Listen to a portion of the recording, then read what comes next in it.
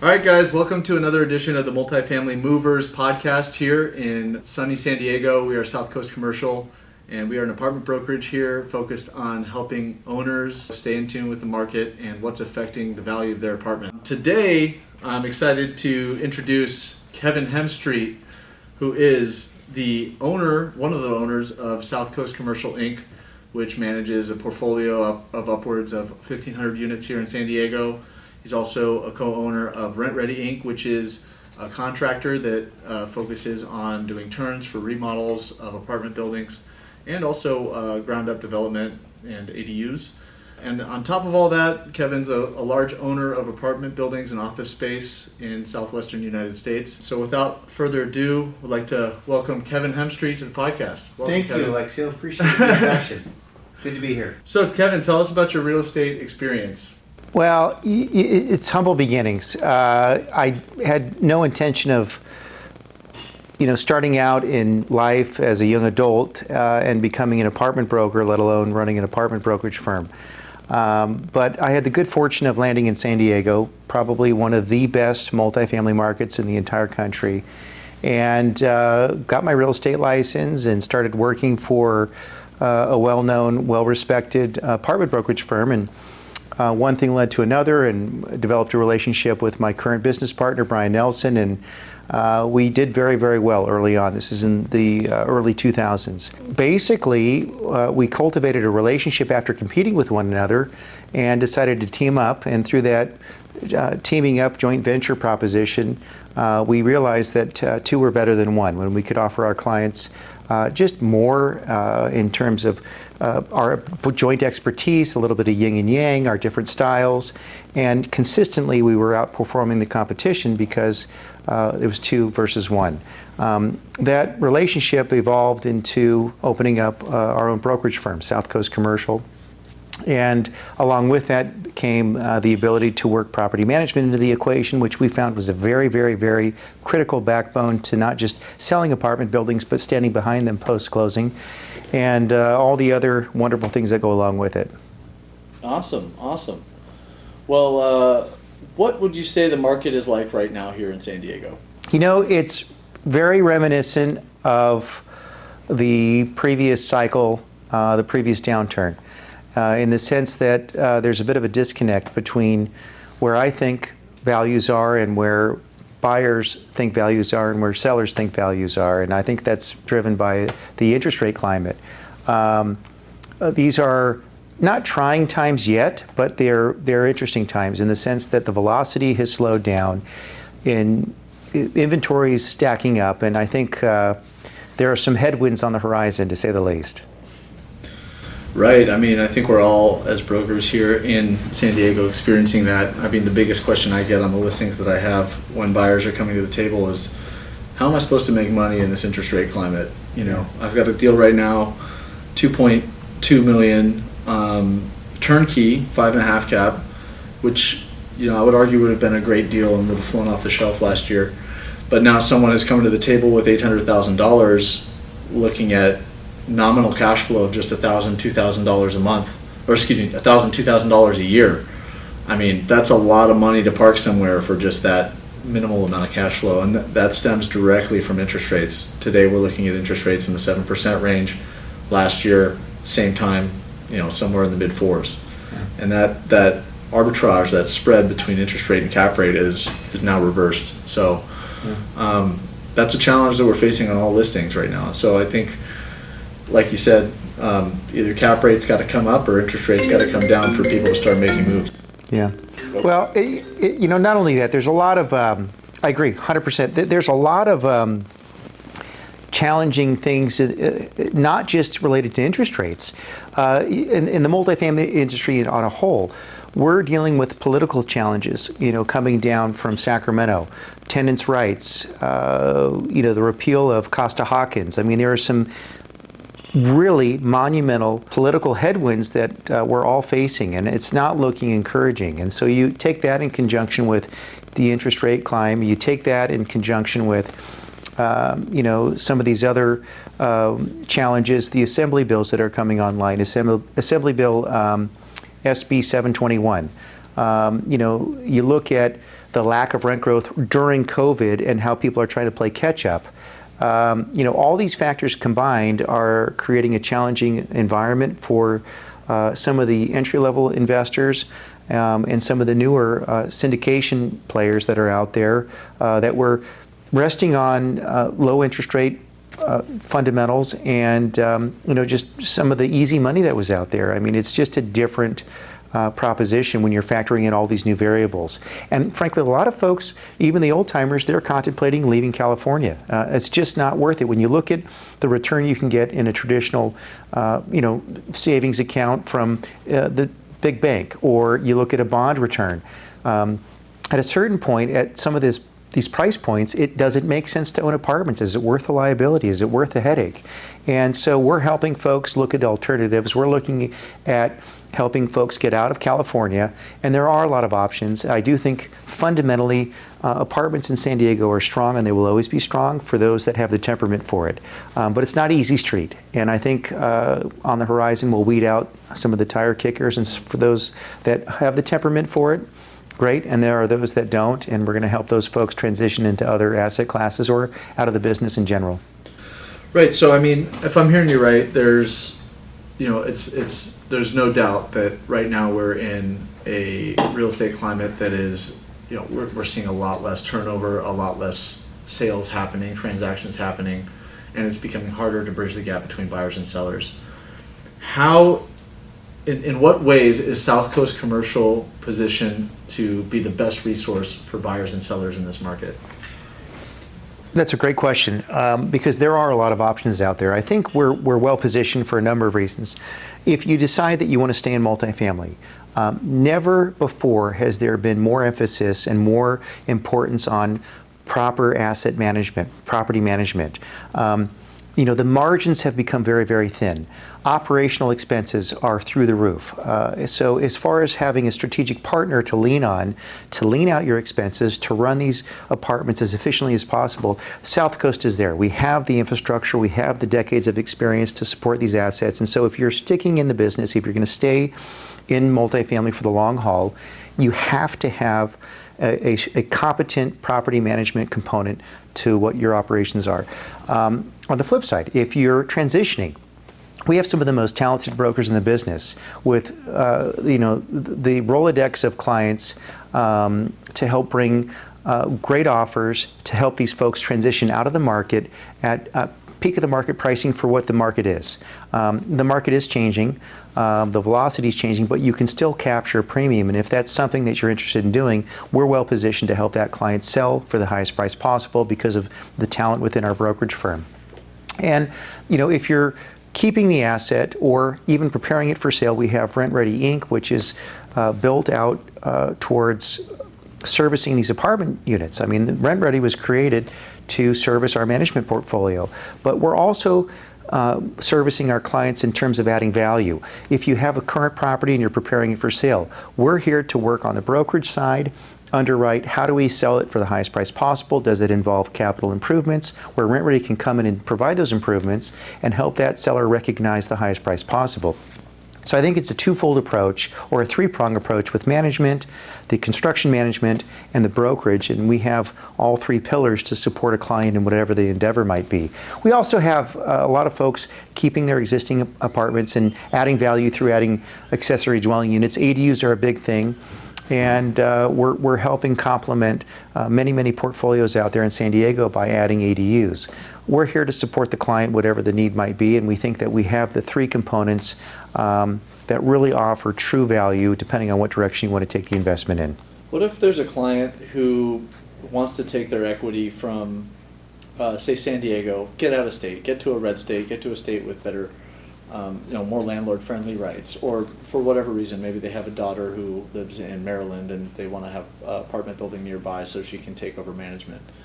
Do we have, is there some sort of connection that we have with brokers in other states? Absolutely. I mean, we just this year joined forces with Corfac International, and we are the exclusive brokerage firm in San Diego for Corfac, and we're networked on a national and actually international platform with some of the most competitive, competent brokerage firms across the country. These are small to mid-sized brokerage firms that specialize in all asset classes. And the reason we decided to join forces with Corfac was to offer our clients an outlet in any market with absolute competency. It's one thing to search a property on LoopNet, to send a broadcast email and try to find an option or an exchange property for your client, but it's a completely different animal if you have boots on the ground, strategic partners in those given markets offering off-market opportunities, real intel on what's really happening, and competent brokers on the pulse of what's happening in any marketplace at any time. We think that gives us a competitive advantage to some of the local smaller groups out there. And it definitely is a great asset to leverage within South Coast to help our clients establish a foothold in other markets. Okay. Yeah. Got another question for you. What do you recommend to someone maybe in their 20s looking to invest in real estate? End goal, invest in real estate. They don't have much money today. What can they do today to work towards this goal of owning real estate, creating passive income? Well, that's a great question, and I think if it were easy, everyone would be doing it. And a lot of people are trying. I think you need to look at what tools and resources are available to the average Joe. You want to harvest SBA or government-backed financing. That's I'm sorry. Let me rewind. Whoop, whoop, whoop. One of the things you want to try to harvest is, government subsidized lending. FHA financing is a great tool to lean on for your first investment property. Typically, that's for your first home. But a lot of our entry-level investors harness FHA financing or government subsidized financing to leverage their first owner-user property, which might be a triplex or a fourplex. That's, in many instances, a springboard into, down the road, doing a 1031 exchange out of that fourplex into a sixplex or an eightplex, and it's kind of a stepping stone.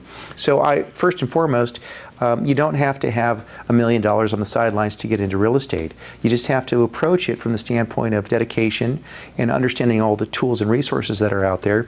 And Alexio, you have resources beyond belief as far as lenders go. You have not one, not two, but a multitude of lenders that you can tap into for your clients to explain all the available resources. But again, the key is to start small.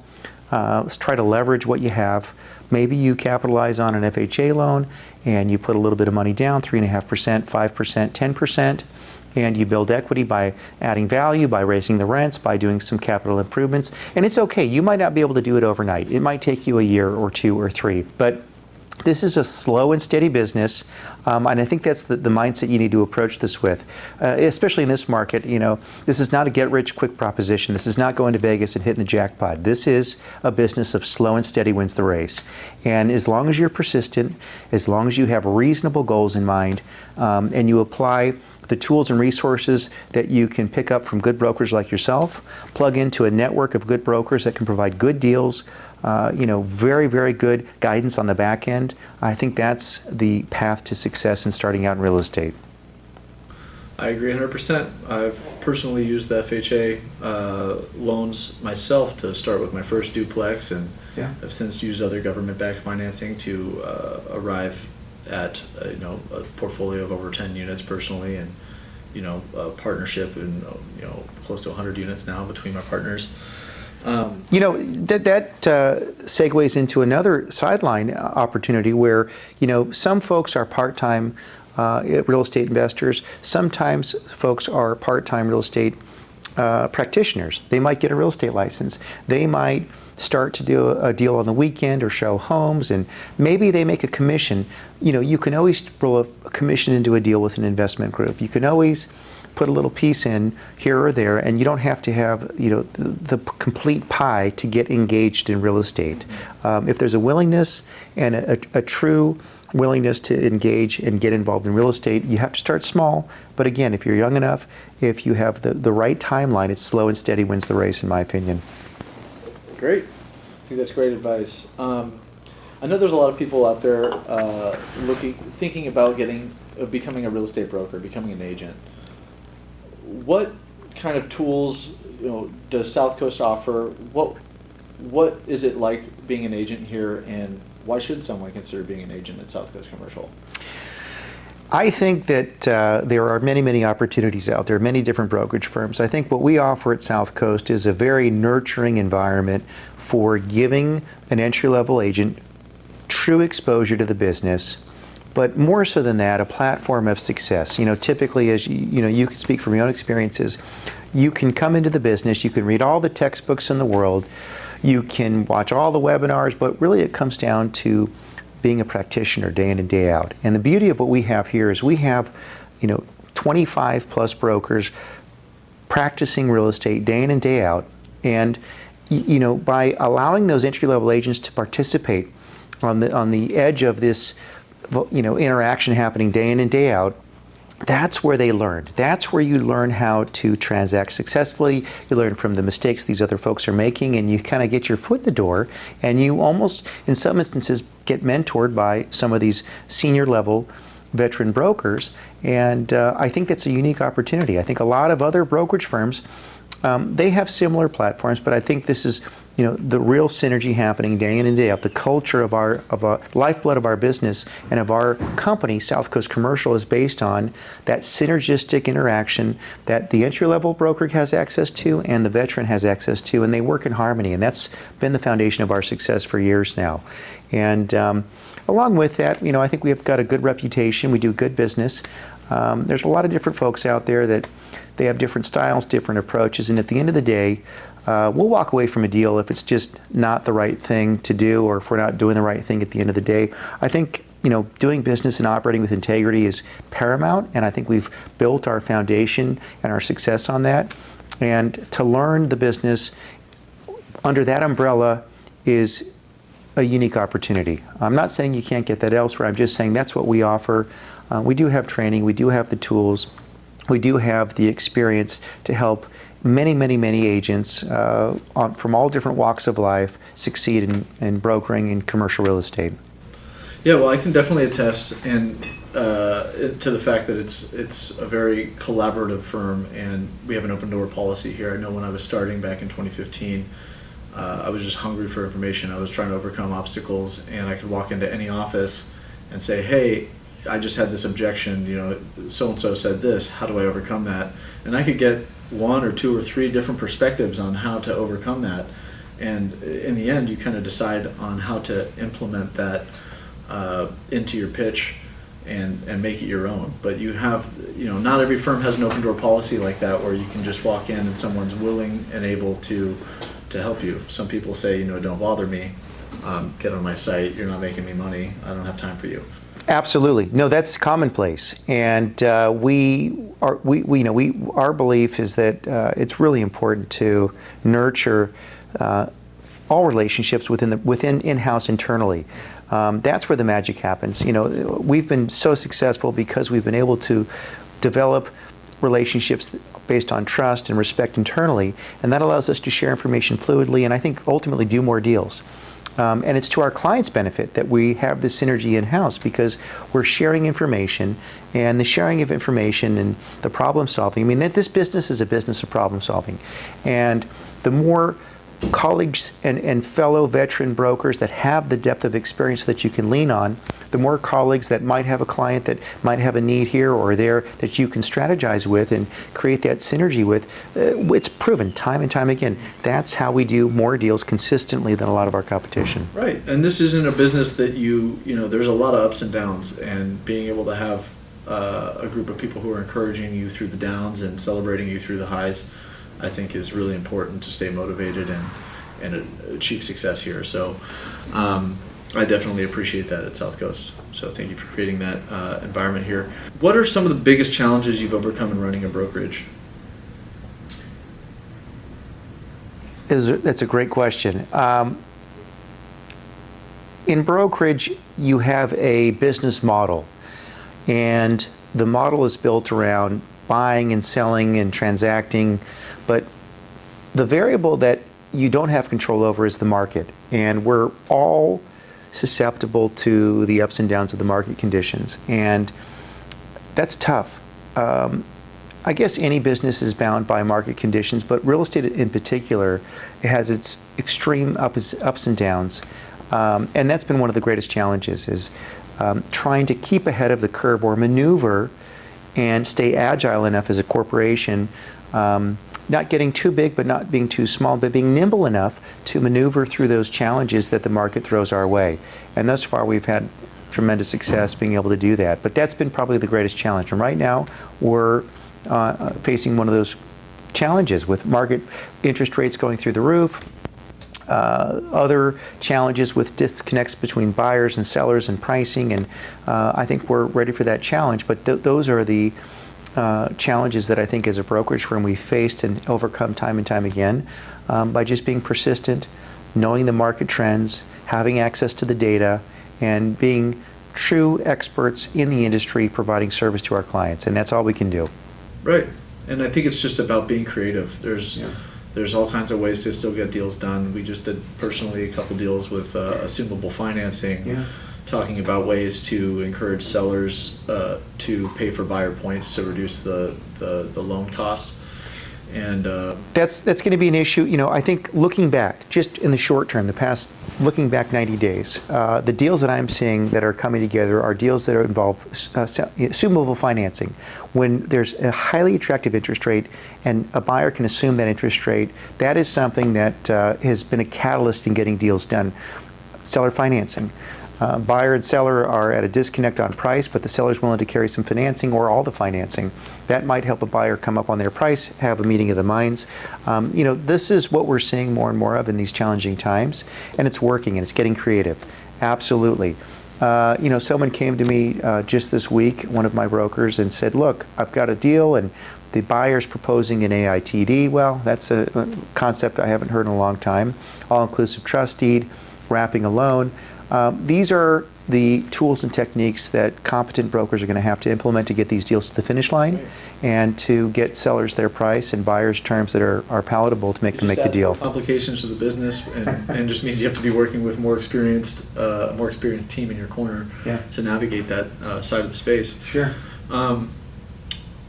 Is now a good time to invest in real estate? Are you still? Absolutely. Is there what kind of deal would make sense to buy today? You know, it's a friend of mine is an investment broker. They sell stocks and bonds, and they deal with securities. And if you know, it's the same. If you sat on the sideline waiting to time the market, you'd miss every opportunity imaginable.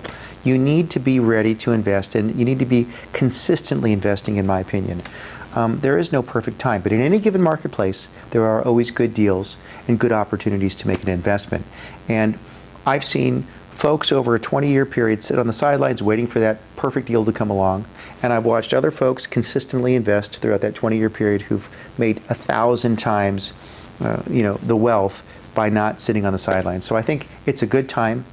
You just need to be in the know and have the knowledge or the guidance of a trusted advisor to understand what constitutes a good deal, how is this going to play out in the short term and in the long term, and what's my exit. And as long as you have good guidance, as long as you have a good advisor in your court, I think it's a perfect time to invest. Let's get into what makes Kevin tick. You know, I know you have a family, you have a couple kids at home, a beautiful wife. How do you manage your time with your family and still manage to run two separate companies and hundreds of units in San Diego and across the southwestern United States? Well, it's not easy, but like any professional, it's time management. It took a long, long time to develop a routine.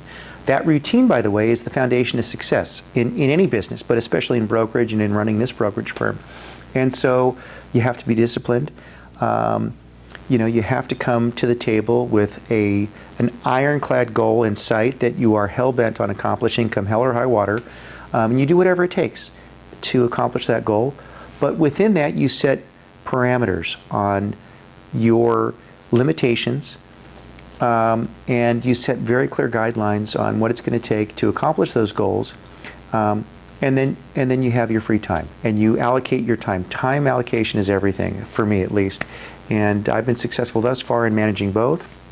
But the key component, the key takeaway in my opinion, is sticking to that regimen, sticking and having the discipline to stick to that schedule, because that's going to dictate success. But from that success, you'll have the freedom to spend time with your family, friends, and to live a good life. I think it's that balance.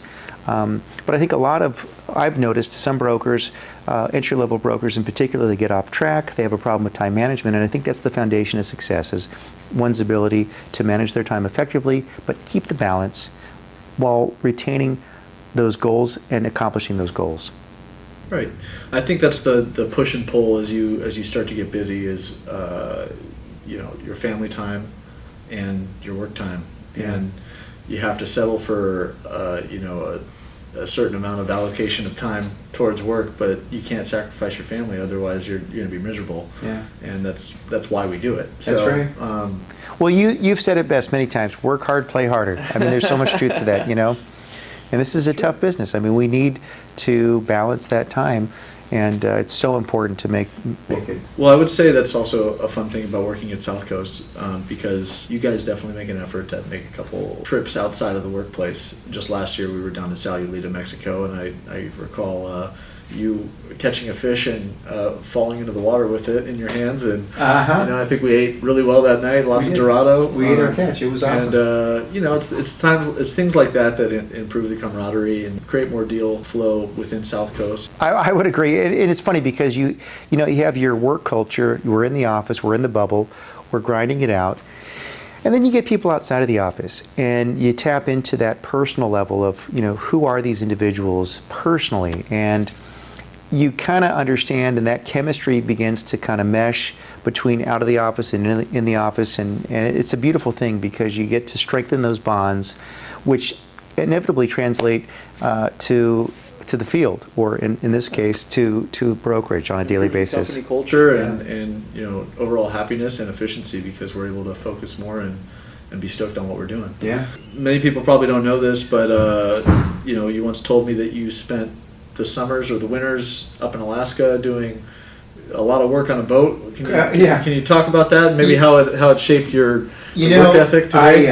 I spent a couple of years, a couple of seasons doing commercial fishing in Alaska, and my brother-in-law had a business up there, boats, permits, and it's like brokerage. It can be like brokerage. Can be very, very, very lucrative, and that's what attracted me. How old were you? I was 18 years old, and it was my summers in between college, starting out, and an amazing experience. I mean, you could make a year's worth of income in a month and a half. It was very, very attractive on paper, like a lot of things. And then there's reality, and the sun really doesn't set in the summer in Alaska, and so you're working daylight hours. You're working while the sun's up. And well, frankly, when the fish are running, you're running. You're working nonstop. And so, the concept of punching a clock and time off, it didn't exist. You worked while the fish were running. You worked while the sun was up. And it taught me a very, very powerful lesson about, my limitations, what exceeding and pushing myself to excel when I thought I was out of gas, and it was determined to make it through the 20-hour workday or the 22-hour workday, pushing and pushing and pushing. And I've taken some of those skills and applied them to my current life. And at the end of the day, it was a great experience. I love San Diego. I love the weather here, and I love doing brokerage compared to doing commercial sport fishing. Commercial fishing is tough. It's a tough business, a tough racket, but I'm grateful for the opportunity. It made me really appreciate what's happening today. Cool. And I know you've traveled all over the world. What brings you back to San Diego? I think that word's out, unfortunately. For better or for worse, this is one of the greatest places in the world. And the more I travel and the more I talk to people and they ask, where are you from? And I'm lucky, I live in San Diego. And the weather is the driver, right? We live in the most temperate climate in the world. And we're very, very, very fortunate. And there are a lot of other very, very beautiful places on the planet. But in terms of opportunity, in terms of talent, in terms of growth, and especially in terms of multifamily investing, this is one of the greatest places in the world to invest and to own apartments. And you couple that with the weather and all the great people, this is an amazing place. Really is. We're lucky. Awesome. Well, hey, Kevin, thank you for coming on the podcast today. I'm Yeah. sure everybody's going to enjoy hearing your story and kind of what makes South Coast tick. So thank you guys for tuning in. If you don't mind, we'd love it if you could like and subscribe. That will help us. Our goal here, again, is to just share information and be a bigger resource for San Diego multifamily investors and really people all over the world thinking of just getting into real estate in the United States, and what it takes to be successful as an agent or an owner operator in this business. Stay tuned for the next podcast. I'm sure we'll have another one in the next month or two. Thanks again, Kevin, and we'll catch you in the next one. Thank you.